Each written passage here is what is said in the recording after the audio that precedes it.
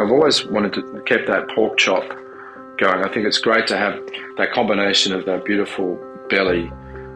You've got the flavour there, but you've also got the juiciness and a little bit of loin as well. And you get a little bit of everything. I think that's great. So good pork makes a huge difference.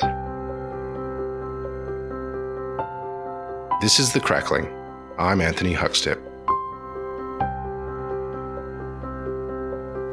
Growing up in his family's restaurant, Massimo Mele could have felt a career in food was probably inevitable, but he hasn't taken the move lightly. After plying his craft in Sydney and Melbourne, he returned to his home state, Tasmania, where he's helping take Tasmania into a new culinary era.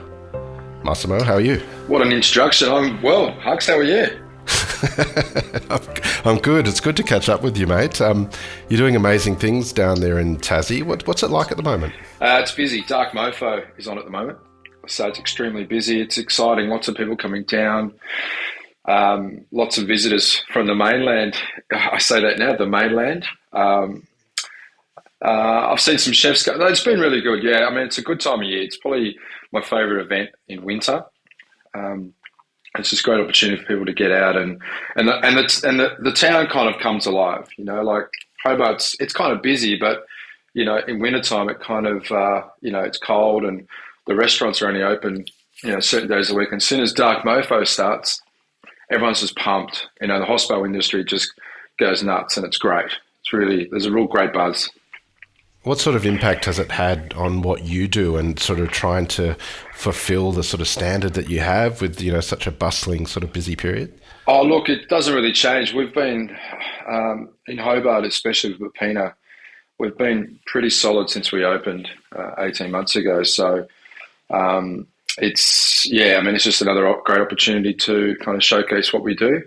The north of the state's the same. We've kind of gone into winter a little bit quieter compared to last year. I think it's just generally across the country, especially in accommodation and things like that. So April was a quiet month, so it's nice to get a little bit of an injection, bit of energy.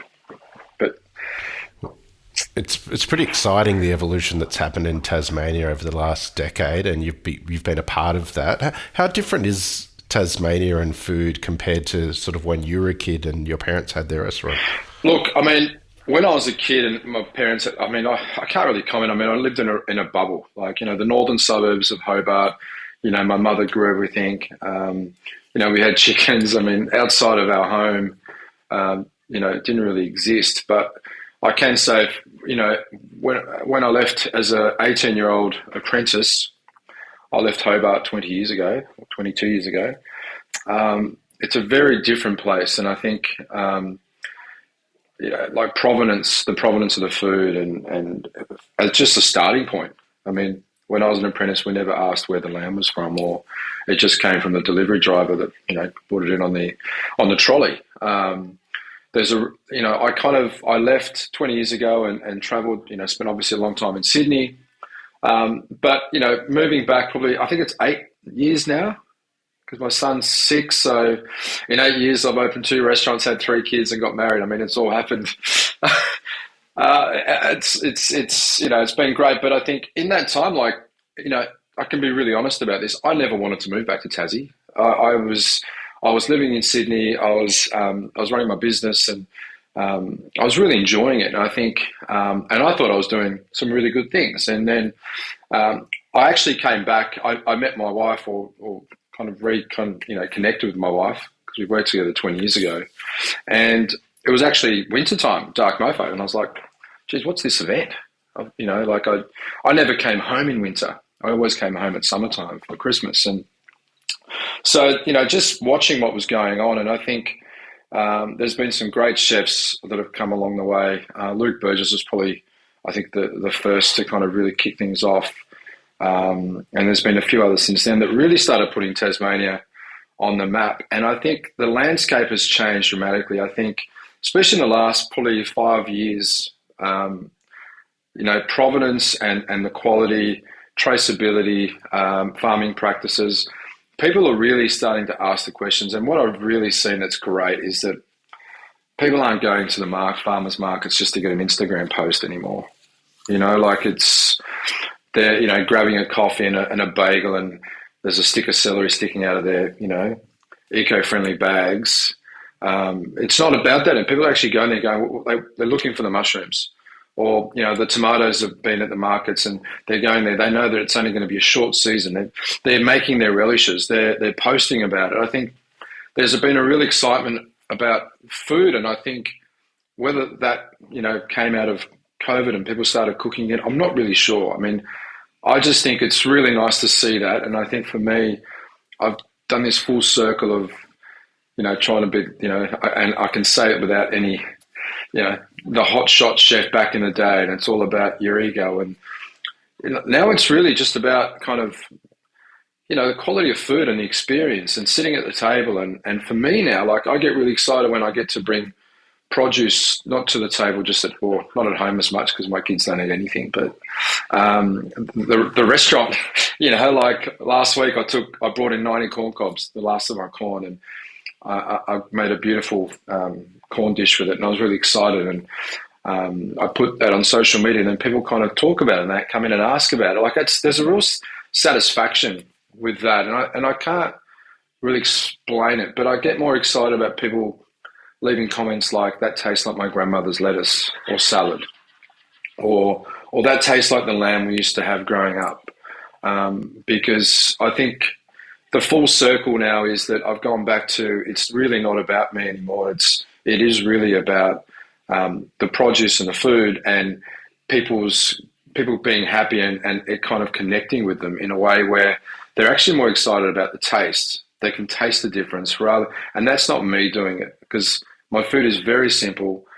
I don't muck around with it too much. I just let it do its thing, and I think that's kind of where I am. And I think 20 years ago, it was all about, there's a photo that pops up on social media, those Facebook flashbacks, and I had the beetroot risotto in the plastic plumbing piping, so it could be, it was like a mountain of risotto with this bit, garnish. I was like, what the hell was I doing back then? So yeah, full circle, I guess. You mentioned the bubble that you grew up in and your parents ran a restaurant. Take us back to that period of time. What was it like? Do you have any stories of what it was like being a kid with a family restaurant? Well, it's actually interesting because me and my brother were the only two Italian boys in a very, very, Aussie kind of neighbourhood. And it was very hard to kind of tap into that, because back then it was, obviously being Italian or and from somewhere else and not Australia was not popular. But when my mum and dad opened the restaurant, I was probably grade 4, so I was 10 years old. I was still not, very popular at school, and then I had a birthday party, and and when I talk about this restaurant is like a family-run trattoria. It's like going back to Italy, and mum's out the back cooking, or dad's on the floor, or vice versa. Where they made everything in-house, and she made the beautiful tiramisu and the torta caprese and the donuts at Zeppole every Friday. And dad did savoury, mum did dessert. That's kind of the way it worked in that restaurant. And it was 5 minutes from school, it was 5 minutes from home. So can you imagine that triangle growing up as a kid? Is like school, home, restaurant. So after school, we'd go to a restaurant, have a snack, mum would look after us, then she'd take us home and then come back and do service. But it wasn't until my first, I think it was my 11th birthday, and I invited a few friends to the restaurant for my birthday. And obviously lots of beautiful food, and because my mum is just a fantastic cook. I'm in awe of how amazing she is in the kitchen, and just how much love and kind of effort she puts into pleasing people. But dessert comes out, and it's like this mountain of profiteroles, like with chocolate sauce cascading all over the thing, and everyone's faces just lit up, and they were like, this is the hottest ticket in town. Like, next year we want an invite. Instant popularity through food, through what's on the table, which is, kind of speaks volume of our childhood. Is just because the table was always so important. What was on the table was kind of, we grew up with, not that I knew at the time, but like, pasta baselli was in spring, and whatever was in the garden, that's what we're eating. In wintertime, mum would make pasta fagioli, which is the beans. She'd pod the beans, she'd dry them out, and then they get used later in the season, or specific dishes that we knew were festive, like Christmas Day is the lasagna with the works. The polpette, the boiled eggs, the ham. You don't have that all the time, but we kind of knew what to look forward to, and I think I used to use this kind of saying, and my wife takes the piss out of me when I say it because she goes, "Oh, it sounds so wanky," but it really was like every Sunday was like Christmas, and it's kind of like it. She just couldn't wait to kind of put everything on. But during the week was also the same, like just so much effort. So I think there's a real appreciation with food, and I think now when I get to go and spend time with my mum, and I love this. She's like that typical kind of those memes you see, like, "Oh, you come around, I make us something small," and you get there, and it's like, mate, the table is just chockers, and then I don't want to eat because I've just had a bagel at Pigeonhole on the way to see her, so I'm not that hungry. But she's like made everything, and it's kind of like, yeah, I mean, it's about looking after people, that nurturing and making people happy, and I think that's now what I'm really trying to do in my professional career is just do the best I can, and it's not about trying to impress people with my skills or trying to turn something into something else. I'm just leaving it as it is and making sure that people get that experience. And I think I just feel much better being in that position at the moment. Yeah, and Tassie's a great place to do that because the produce. People say to me, "What's so good about Tassie produce?" Because you're biased, and every region around Australia has their own area that does fantastic produce, and I think the produce in Tassie is not better.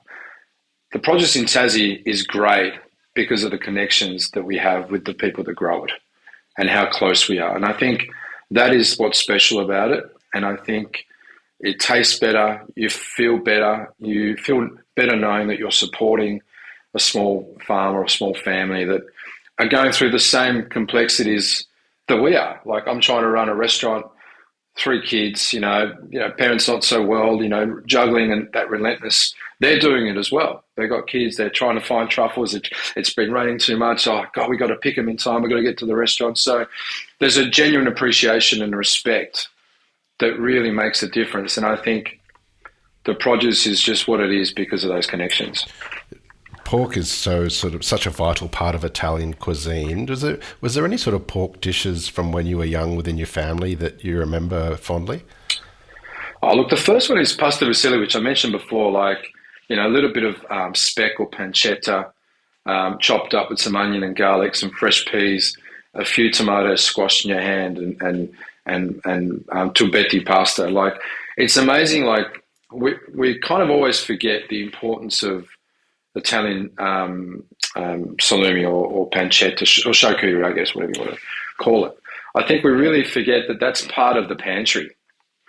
The pancetta or the salami or little things like little dishes that you can do. Like, that's such an important part when you sit down, and like the antipasto is so important. And it's always based around pork because every family has their own speciality. So growing up, we were the passata and the wine, and then someone else did the salami. I never got to do the salami growing up because it was a different family. And so everyone did something. Yeah, everyone did something and brought it to the table, I guess. And I guess part of the beauty of it is with the salumi is making sure we don't waste a thing. So there was always an abundance, whether it was salami or salumi or sausages, the prosciutto or things like culatello, lons, like those things growing up were always there. So whether it's sliced on the plate or used for cooking, I think that's a huge part of Italian, especially Southern Italian cooking, and obviously the French as well. A lot of bases for French dishes, you've always got the speck or the bacon or with the mirepoix give flavour. So pork is really important, but more so for us, like the roast pork, the porchetta and things like that are kind of that's like the creme de la creme, not something you have all the time because growing up in the south, it's a really poor part of Italy. So I think I was 6 when I first came back to Australia. So I don't really remember a lot of big pork dishes, or it was really a lot of vegetables and legumes and things like that we ate growing up. It's not until I started my professional career that I started to really look at pork differently. And I think the first dish that I remember cooking, it was at Donovan's. So this would be 2003. Jesus, a long time ago. Mate, you're making us both sound old. Oh God. They did the pork chop, just simple pork chop. And I just never forget this, like almost like a tomahawk pork chop that, you have that beautiful belly, the crackle, the skin, you just it was just seasoned, cooked over fire really slowly. You turn the pork chop on its, on the fat, you render it really, really slowly and you get this fantastic crackle. And, I really kind of that dish or the idea of that, cooking that meat over the fire, which I know is like super popular now, but 20 years ago, it was like, I was like, wow, this is like awesome. Like I haven't seen anyone do this in Tassie. Because you got to remember, when I left Tassie, like we didn't really have a food scene, and back then it was a lot of like stacks, and this is completely different. And all of a sudden, I'm seeing whole fish cooked over fire, pork cooked over fire. Obviously steaks is fine. You see that everywhere, but there was a lot of beautiful ingredients that were just salt, and that's it. So that idea of that I've kind of carried in my career, and most restaurants that I've kind of taken over as the chef is like I've always wanted to keep that pork chop going. I think it's great to have that combination of that beautiful belly. You've got the flavour there, but you've also got the juiciness and a little bit of loin as well, and you get a little bit of everything. I think that's great. So good pork makes a huge difference. With your parents, having the restaurant when you were young, were you always destined for a career in food? Was that something that they wanted you to pursue? No, they didn't. It's a great story.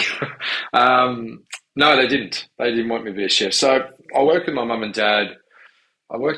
So I started working in the kitchen when I was 10, and I think when I was 12, I think my dad had a car accident, like just a small car accident. So he couldn't open the restaurant that day. So it was a bit of a big deal. So Mum said after school, you go to the restaurant, can you just kind of get things going, turn things on and get the, pot of water on. And because I've been working with my dad for 2 years, literally just, at his ankles in the kitchen or in the floor. And I even had my own tip jar in the restaurant, because I'd go out there and, the customers could hardly see me. Like, I'm walking around with the tea towel on my shoulder and the red apron. And Mum said, I'll just, go in there, open up, and I'll be there soon. And I'll be there by 5 o'clock, the restaurant open. And you'd always get people coming home from work wanting takeaway. And so Mum still wasn't there. She had 2 kids at home and Dad. And someone walked in and goes, and he had the menu was on the wall. So he goes, I'll have a matriciana and I'll have there's a dish called a la chef. It's great when you can't think of anything, you just make something up. And Dad just wrote a la chef. And I'm like, anyone can do that. And it's just bolognese with a little bit of brandy in it and a touch of cream. Like, and I still remember to this day, and you cook the pasta and you mix it in, put it in takeaway container, cheese on top. So I did a few of those, and then a few more came in. I was like, man, I reckon I did like 10 orders. And I was 12. And Mum walks in, she's like, what's going on? It's like, and the thing is, back then you think about it, the customers, they're also like guests. They're coming in all the time. They know who we are. They know who I am. They're literally talking to me and keeping me company, while my mum was getting there. And when she walks in, she goes, what's happening? And they're like, no, Maria, he's fine. He's all over it. Vince can stay home. And I think that was the start, or that was the taste. And that had nothing to do with the food. Like, I wasn't like passionate about cooking. I was passionate about, making my dad proud and also like, it was like, I felt like I accomplished, something that I was able to achieve that. And And so I kept working with my dad, and then they sold the restaurant. And then I went and worked for a chef down in Salamanca restaurant, just as a kitchen hand on the weekends. Same thing happened. Someone called in sick. I jumped in the kitchen and kind of stepped up for the chef, and I just started enjoying the chef that I was working with. Adam Aiken, his name is. He's one of the most underrated chefs I've ever worked with. Just slides under the radar. Doesn't make a big deal, but just he was such a good teacher and such great energy in the kitchen, and I just loved it. And then I started to meet the other boys, and I stopped washing dishes, and I started working every Saturday cooking, and I just thought that was it. I think I'm going to do an apprenticeship, and because before that I wanted to be a water cop. So I don't know where that came from. I think it might have come from watching water cops. But that's what I wanted to be. I wanted to be a policeman. That was it. I was done. I wanted to work on the water, and that's it. So I started working in the cafe, and I just loved it. And my dad came and saw Adam one day and said, "Listen, mate, I want you to make my son do the worst jobs you could find." And I listen to a lot of your podcasts, and there's real similarities with some people's stories. Like, make him do the worst, and he's like, clean the grease trap, stay behind, scrape everything with a tooth, just the worst. And I think like 6 or 7 weeks passed, and he just rang my dad and said, "Look, mate, I'm giving up." Like he's keen as so. And I didn't think they were doing it in a bad way, because like my parents knew how they worked really hard, and they worked all the time, and they know that you're not just choosing a career, you're choosing a lifestyle that you're going to be working when everyone else is not. And and if you don't really work really hard at it, financially, it's probably back then it wasn't really like being a chef wasn't like what it is now. You were just a cook, really. It was almost being public service. So I think they gave up, and I kind of followed Adam for a little while, and just started working in and around Hobart, and I love the camaraderie. I love being part of the team. I love the fact that it's very instant. If you're going to have a good service or a bad service, you kind of get that instant kind of on the night. And I think more often than not, having great services. That camaraderie is really important, and I love playing sport as well. So for me, it's like you're part of a team, and I think that's what we've forgotten. I mean, we're in a really different world now with in all industries, but I think people really miss that. They don't get the fact that you're part of a team, and you're going into service every night or every day. And yes, you want to give guests the best experience that you can, but it's also about kind of respecting people that you're working with, and making them proud and making yourself proud. It's like, I think I was brought up in a really great environment, whether it's my parents or Adam and those restaurants I worked in Tassie. It wasn't until I left the island that it became a bit more competitive, and the training kicked in. But that was what shaped me, and I think probably working at Donovan's is where I started to find a real passion for the food, and also the Italian heritage, because growing up in the northern suburbs of Hobart, I even changed my name. That's how bad it was. So my name, I told everyone my name was Max, because, as soon as you say Massimo, they're like Massimo, like it really was a problem. And so what I did with that as well is I stopped being Italian. I stopped talking Italian. I stopped cooking. Like I stopped thinking about those traditions. I wanted to run away so far away from all that. And when I got to Melbourne and started working for those guys there, I started to kind of, rediscover that passion. And the chef was Italian, Robert was Italian, and he'd speak to me in Italian. And I started speaking Italian, and more often than not, he was yelling at me in Italian. But it's like being home with my mum. But I think that's, and when I came back to Tassie 8 years ago, I bumped into a few people. They call me Max. I'm like, no, it's Massimo, or it's Massimo. Like I'm not running away from that anymore. This is my traditions, and this is my culture. And I'm an Italian boy who's grown up in Australia, and I've got the best of both worlds. And now I'm just now I'm really loving, kind of following the traditions and That's why the restaurant's named, after my grandmother, my nonna. It's like I really wanted to kind of do something that really kind of celebrated that heritage that I have. So pretty excited. You mentioned your time at Donovan's in Melbourne. You spent a lot of time in Sydney as well. What was the real sort of turning points for you in that period of time before you made your way back to Tasmania?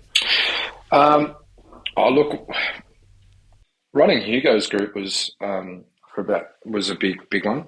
I mean, if anyone knows Hugo's, like back then, we opened in 2008, and I just joined.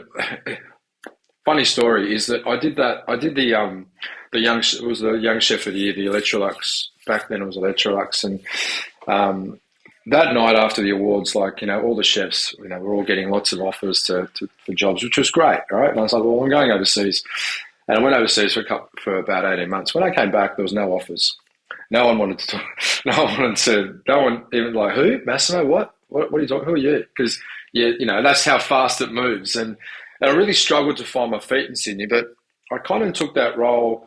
I was looking for all these head chef roles, and the role came up for Hugo's, which was just a sous chef, really, in a big brigade. And I thought, you know what, I'm going to start back up and build my way up. And within 6 months of opening that place, I think 8 months, a lot of the top management left. And so just by default, I became head chef or executive chef of this restaurant. Had about 24, 25 staff on it, and I think I was 26. And mate, I had no idea. Like I was a nowhere burger. Like I was kind of angry and didn't know how to manage people, and I probably picked up some bad habits over the years working for restaurants that were really intense, and kind of thought that was the only way that I could do it. And I was in charge of this kitchen. I didn't have any management skills, and doing 1,000 covers a day was a real eye-opener. So it took me a couple of years to really find my feet, and also learn to kind of about systems. And when you're running large venues like that, it really is about processes, systems, and it's not just about the plate of food in front of you. So I think that was a real turning point in regards to training, how to manage people. And look, to be honest, I didn't get it right straight away. It took me a long time. Starting my own business in Sydney, caterings and events, really taught me about, running my own business, really small business by myself.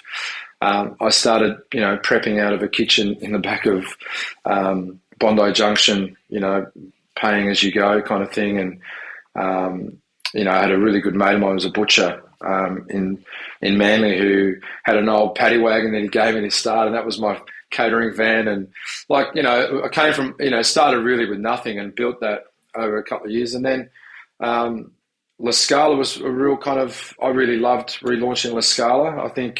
Darren Simpson did a great job setting that restaurant up, and but I love that space. It was a really intimate space, and got a really great review from Terry that really nailed it, because it was just about, it was like this, me kind of pulling out that inner wog boy and just that Italian Australian food, which is what it is. It's my version of Italian food, because at the end of the day, I've spent probably 80% of my life growing up in Australia, and the influence is there, but really, the training and has been here. So he really nailed what I was trying to do, and I really enjoyed that. And then I kind of, like I said, I bumped into my now wife in Tassie, and we worked together 20 years ago, and I was the head chef and she was a waitress, and she hated me and I probably had a crush on her. And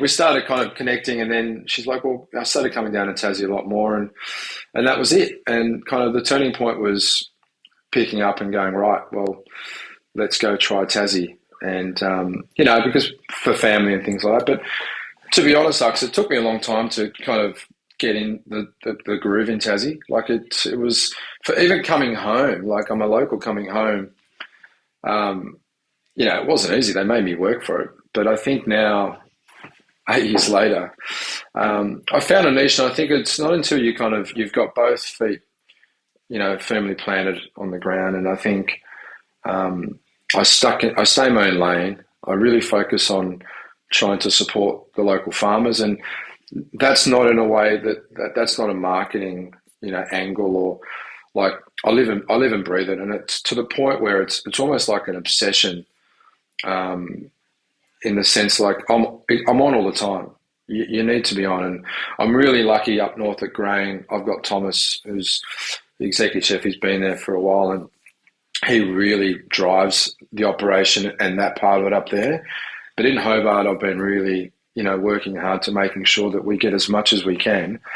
To give you an example is, there's not many restaurants at this volume in a hotel that get their veg once a week. They get their pork once a week. They get their lamb once a week. So that takes a lot of work. Our pork, we have to pre-order it. And I want a specific spec for that pork chop. So it comes off an 80 kilo, 75 to 80 kilo pig because of the fat ratio. So it's really, because of that, it's more about the crackle, or the fat. You don't want it too lean because, then it's too much of the eye. You don't want it too big, and we love it from the Scotch end. So, I've done a lot of work to kind of get that right. The porchetta's the same. It took us a long time to get the right size, because you don't want to do a porchetta, on the table and it's like it's the size of a pizza. Like, you want a beautiful piece of pork that sits really well. It's really well cooked, and I think it allows us to do large groups as well, because the pork is like our festive dish for our large tables. So it's really popular. People love it, and not everyone does a porchetta at home. So when they go out to a restaurant, it's quite special. But the beauty is trying to take everything we can to use up in lots of other dishes. So we've got the ragu, which has been on the menu since day one, which is Genovese, which is made out of all the cheek and the belly and the trimmings. And it just cooks down. That's like a quintessential. So the North have got their Bolognese, and then the Neapolitans have the Genovese, which I don't know why it's named after a northern city, but it's almost like it's a white ragu made with 20 kilos of onions and about 10 kilos of meat between shin and pork, cooked so slowly that it just kind of melts away and just is very sweet. So the pork has to be really good quality. You can't just put anything in there, because I think that's what I remember growing up, is that because the pork came from the pig. There's a photo that I posted when I opened Peppina. It's of my mother and my grandmother's garden, and it's in August. No, it's in June, and there's her in the garden picking vegetables, and there's a pig in the background, and then the photo's in August, and there's the garden, and there's no pig in the background, and then you can see all the salami hanging up. That's where we came from, and I think trying to do that in a professional setting, in a commercial setting, is probably crazy, but at this level, because we're not doing 20, 40 covers, we're doing 180 a night, and you're doing breakfast and you're doing all these things. But it's something that I've worked really hard at, to try and do the right thing and make sure that we source our pork and all our produce from the people that grow it the best, or raise it the best and taste the best. You mentioned the spec that's required for your pork dishes from the pork. Do you have any connections with farmers that you can tell us about that you get your meat from? Yeah, especially for Grain. We get all our pork, or most of our pork, from Forkett Farm. So they're a small farm just out of Launceston in Lilydale. So I've actually just done a TV show, my own TV show. And you got the exclusive there. There you go. Because I wasn't busy enough. I've been working on it for 7 years, and I just wanted to do something that kind of celebrated the connections that I've made over the last few years. And I think, so in episode 1 or episode 2 is at Dan and Kim's at Forkett Farm. And, the farmers that I meet are all like, they've all had another profession. They've all been, these guys were scientists, lab scientists from Brisbane, and they thought, fork it, we're going to Tassie, like that's where the name came from, and we're gonna raise Berkshire pigs. I'm like, you guys are bloody crazy. And they've done it, and they started off, and now 4 years on, they've done a fantastic job, and their pork is really delicious. Like, we had a dinner last year. We do a big event at the restaurant in Grain called Agricultured. It's all about celebrating, agriculture in the north of the state, and we served their pork, and it was just beautiful roasted, pork chops or porchetta, different cuts, and people were really blown away. The thing is, sometimes that people get scared because there's a little bit extra layer of fat when it comes to some of those specs, and I know when people try and say, oh, fat is flavour, and if it's not just the fat that tastes good, it's actually the meat. You look at the colour. And I think the best way to do it is, like, I grab some of their loin sometimes and I just do a quick, just scallopini, which is a traditional Italian, bastardized Italian restaurant dish. But man, it's like that reaction is like, oh, wow, that's really good. And I think when people start to have that reaction, when they sample as simple as just a bit of pork medallion, they can taste the difference. I know what they're feeding them. They look after. They love their animals. They look up. They don't grow more than what they need. They don't go, well, geez, all the chefs want them. We better just grow more. And they just go, no, this is what we do. And I had a discussion with him yesterday. It's like, Mass, I've got all this. I've got some pork coming up, and I'm like, well, what about the mince? Because I make meatballs, and so I can probably use more of it. He's like, I can actually give you some mince as well. I'm like, great, because that'll make the meatballs taste so much better. They'll be like Nonna's meatballs. And so I love that. I really love the connections and the phone calls that we have. And sometimes they're quick and fire, and sometimes I can be on the phone for an hour, or my drive to Launceston, it's a couple of hours. So I call them up, and it's kind of like we're creating a little kind of community where, what have you got? If you've got too much, I can probably get rid of that. Or I can use it in this, and making sure that nothing's wasted and everything is celebrated. And I think that's what I love about working with the small farmers. And also we've got a couple of bigger pork farmers that do the same thing as well. They're not as small, but their pork is also equally delicious. Because it's very difficult to have two venues and get the constant supply. So what we're finding now is we just say, well, this is not available this week, but we've got the pork loin, or we haven't got the chops, but we've got the something else, and so that's part of. But I just did an event with Giovanni Pili last week, so I've been wanting to know what's his secret to his porchetta.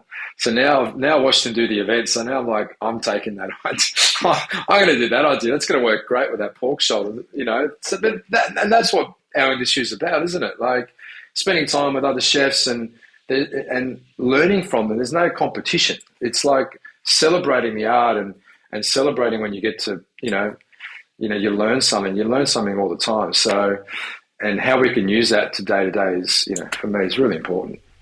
Well, I'm glad you mentioned porchetta, because a couple of weeks ago on Instagram you broke the hearts of everyone in the mainland with a couple of huge porchettas which you'd cooked at Peppina.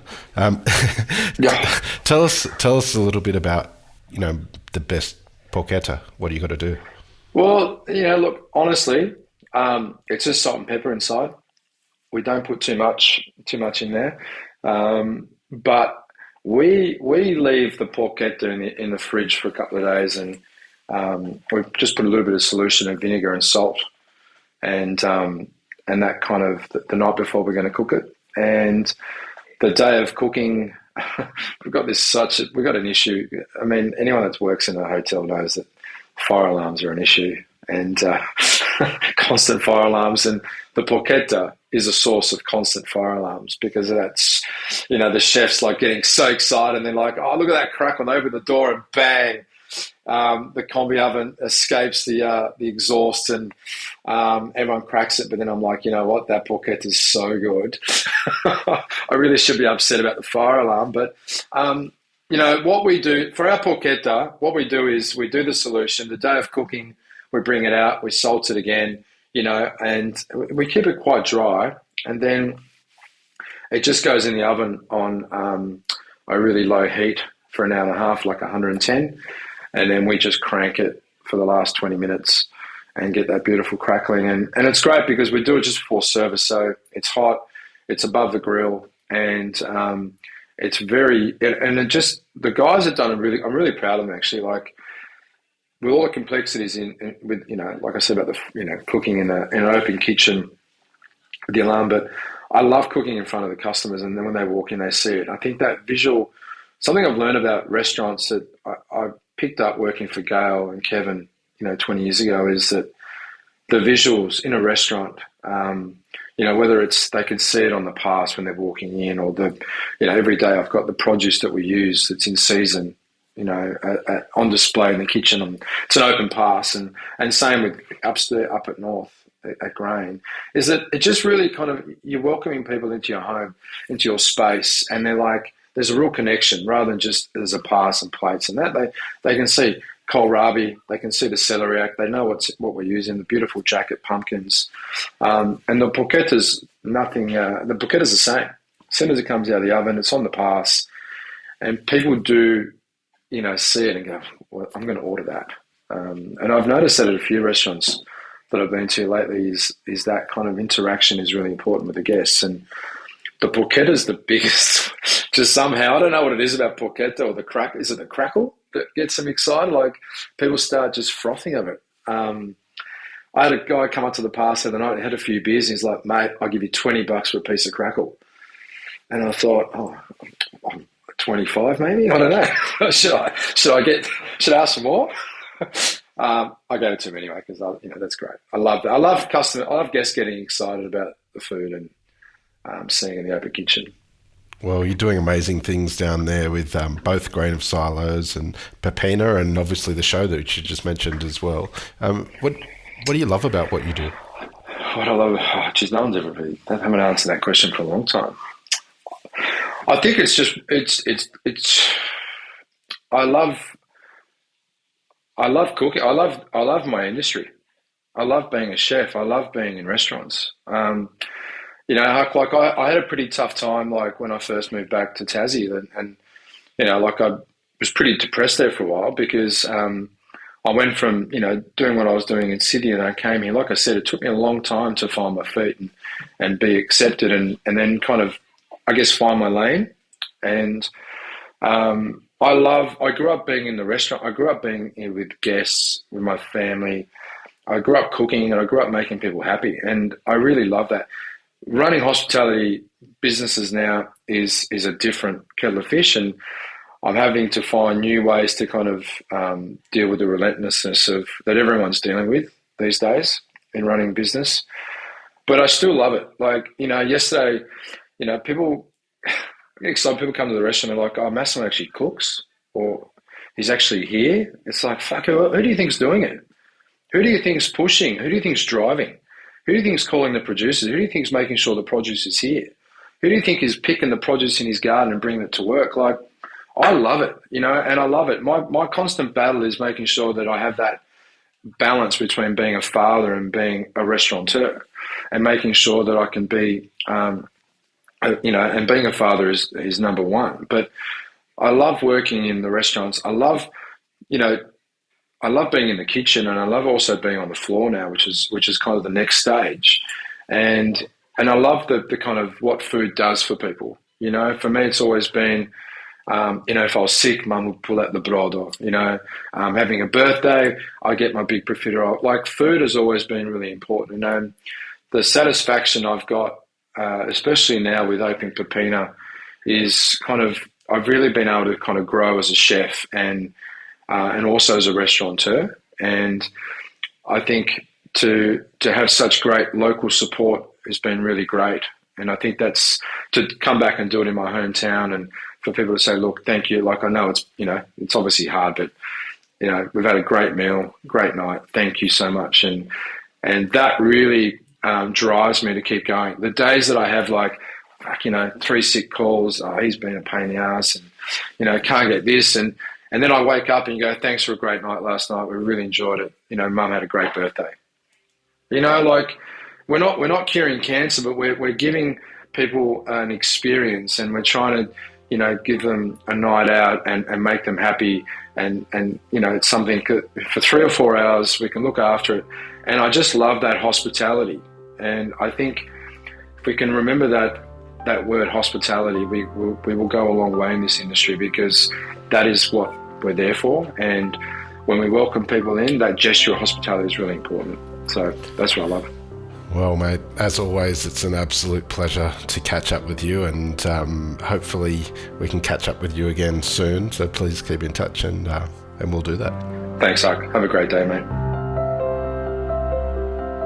This is The Crackling, a Deep in the Weeds production in partnership with PorkStar. I'm Anthony Huckstep. Stay tuned as we catch up with some of Australia's best chefs and pork producers to discover what makes Australian pork so special.